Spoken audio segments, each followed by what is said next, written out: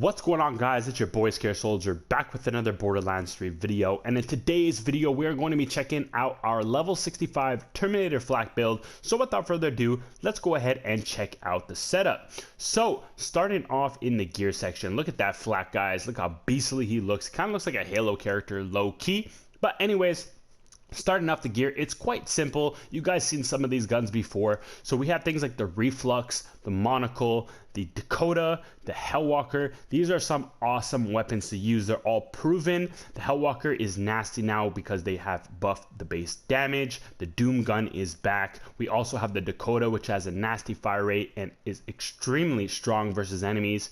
And of course the Monocle. The reason I like the Monocle is because when you zoom in, you get 350% bonus critical damage, which is crazy. Plus you pair that with a 300% anointment.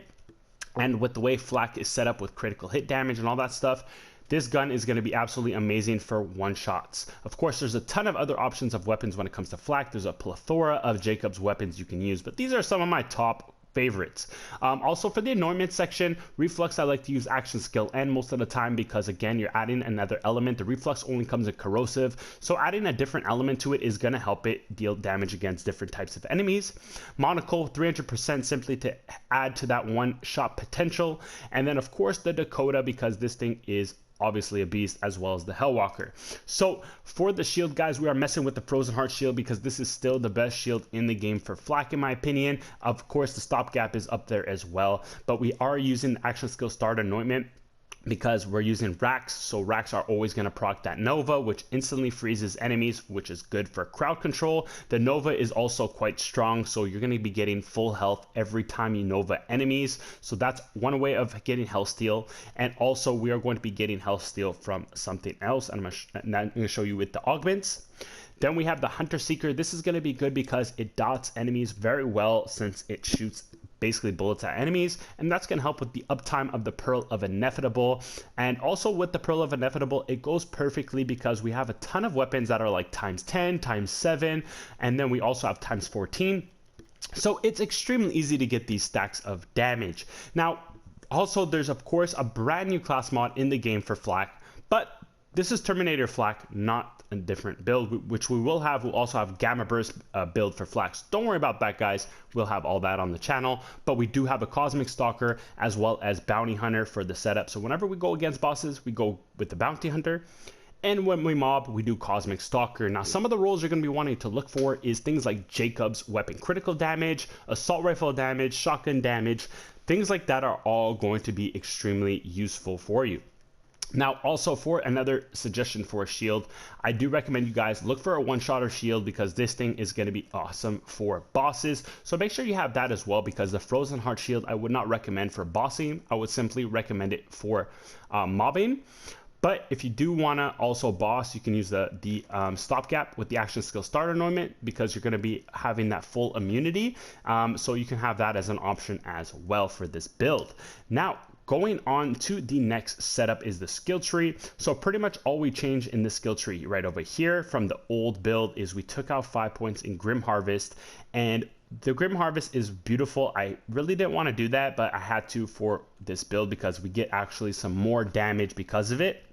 But for the actual action skill, we're using the rack attack. And we're also using the augments Falconeer's Feast and the Rackcelerator. Rackcelerator is going to give us that extra charge of racks, which is good. And also Falconeer's Feast is going to give us another form of health steal with our racks. So awesome stuff.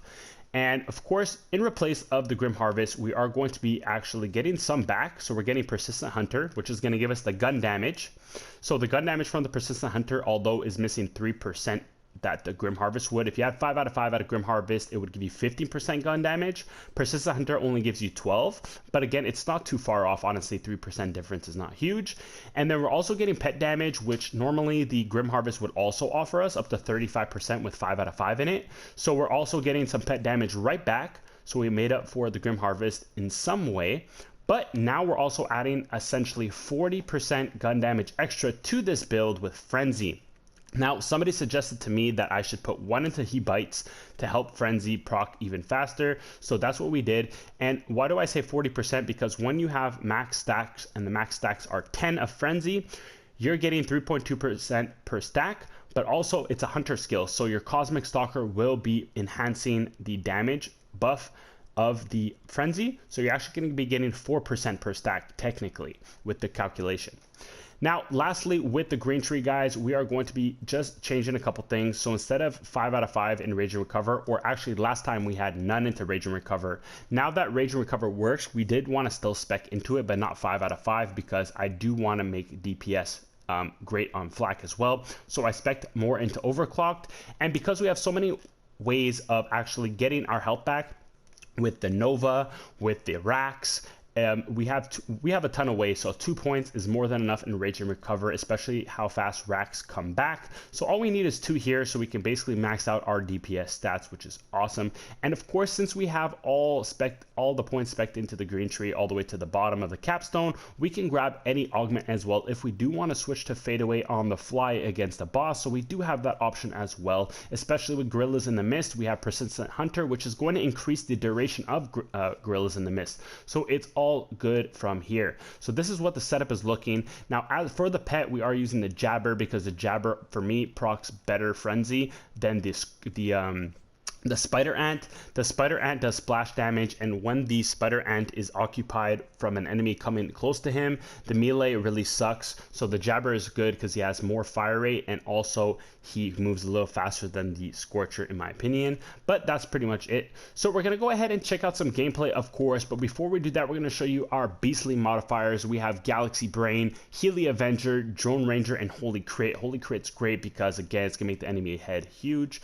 And also, sorry, the Galaxy Brain is going to make the enemy huge, and with the combination of Holy Crit, basically it's going to be easy damage for us. And also Drone Ranger, Healy Avenger, awesome passives in my opinion. They're not even medium or hard, they're honestly just, you don't even notice them being there. So all in all, a very, very good setup, guys. We're going to show you some gameplay, of course, so let's get it.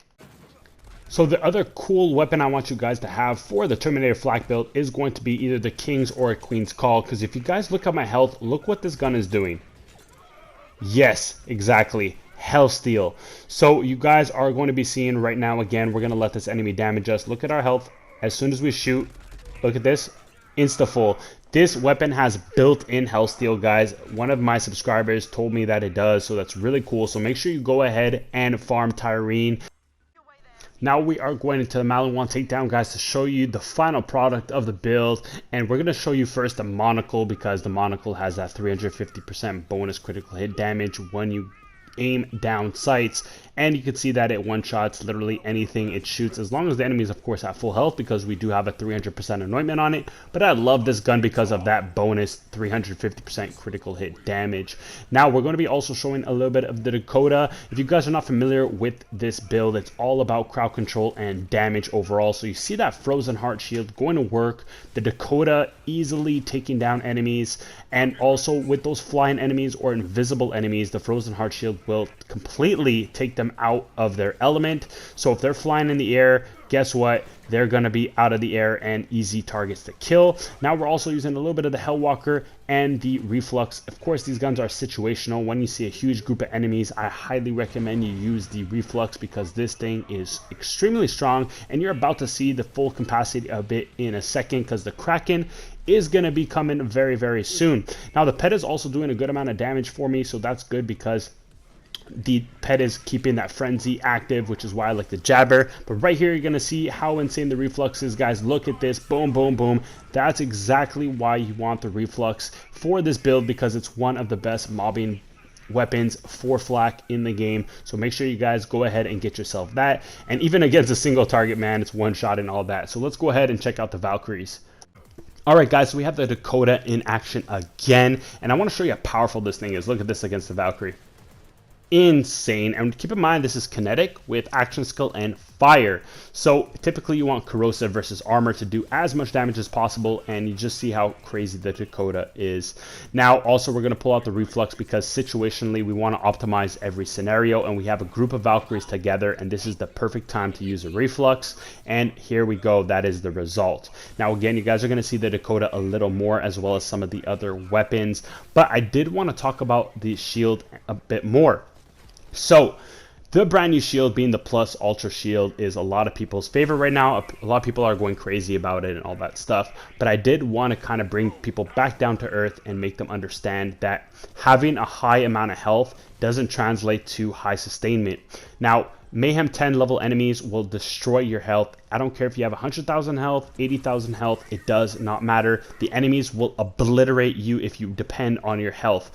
If you have Health Steal, on the other hand, Health Steal will keep you alive more so than anything in the game. Even with Zane, for example, Zane has around 25,000 health, and he literally can just use Salvation without a barrier, and he can keep himself alive simply by just shooting enemies, because it's all about Health Steal.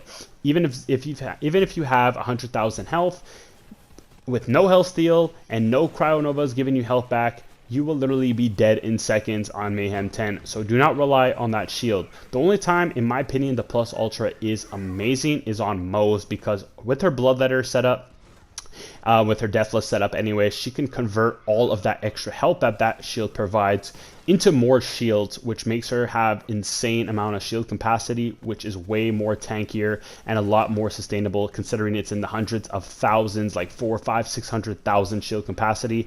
So again, the Plus Ultra Shield, in my opinion, is the best on Moe's, so just take that with a grain of salt, if you will. Don't use it on Flak, because the Frozen Heart is 10 times better of a shield than it for Flak, because it creates crowd control, which stops enemies from shooting you. It also provides easy critical hits, because again, you're just aiming at a frozen enemy.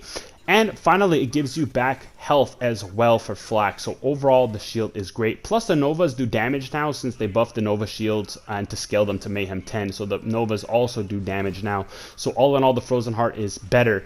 Now, also when it comes to the situations, Frozen Heart is best for mobbing.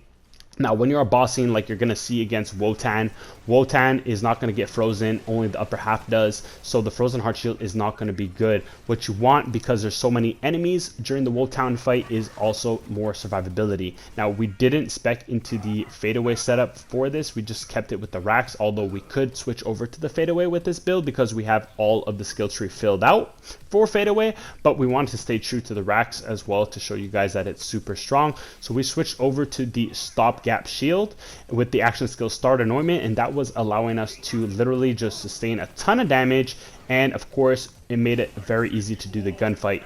Also, if you want to battle Grave Ward or bosses that are one-on-one, I would use the one-shotter shield, because the one-shotter shield is going to give you a ton of extra damage. And of course, you don't need to necessarily depend on survivability, because those type of bosses are kind of easy. So that's how you would basically change around your shield, as well as your class mod. When you're going against bosses, use the Bounty Hunter. When you're mobbing, use the Cosmic Stalker. Or if you guys like to use other class mods, go ahead, be my guest, but those are my two favorite at the minute.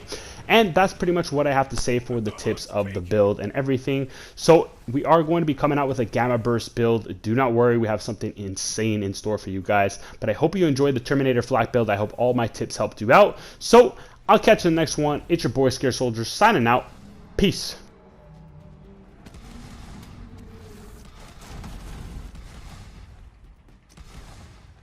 Eat the tendons first. It's good for your beak.